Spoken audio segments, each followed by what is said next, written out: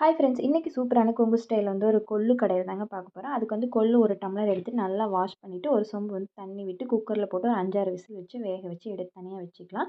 இப்போ ஒரு பாத்திரத்தை பார்த்திங்கன்னா நல்லா ஒரு கைப்பிடி அளவு வந்து சின்ன வெங்காயம், இதுக்கு வந்து நான் தேவையான அளவு பச்சை மிளகாய் வந்து சேர்த்திருக்கேன் காரத்துக்கு 2, அது கூட கொஞ்சமாக கருவேப்பிலை, 1 டேபிள் ஸ்பூன் அளவு வந்து மல்லி, ஒரு அரை டீஸ்பூன் வந்து ஜீரகம் போட்டு நல்லா ஸ்டவ் ஆன் பண்ணி அடுப்பில் வச்சுட்டு நல்லா எண்ணெய் விட்டு வதக்கிக்கலாம்.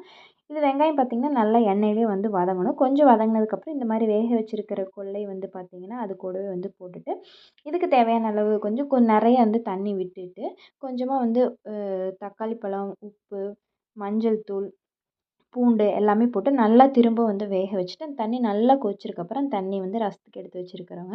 இப்போ இந்த கொல்லை மட்டும் நம்ம வந்து ஆட்டி எடுத்துக்கலாம். இப்போ இது பார்த்திங்கன்னா நல்லா செக்கில் போட்டு இந்த மாதிரி கொஞ்சம் பருவருன்னு ஆட்டி சூடான சாப்பாட்டுக்கு நெய் இல்லைன்னா தேங்காய் எண்ணெய் வச்சு சாப்பிட்டோம் அப்படின்னா டேஸ்ட் வந்து அட்டகாசமாக இருக்கும். கண்டிப்பாக நீங்கள் இது மாதிரி ட்ரை பண்ணி பாருங்கள்.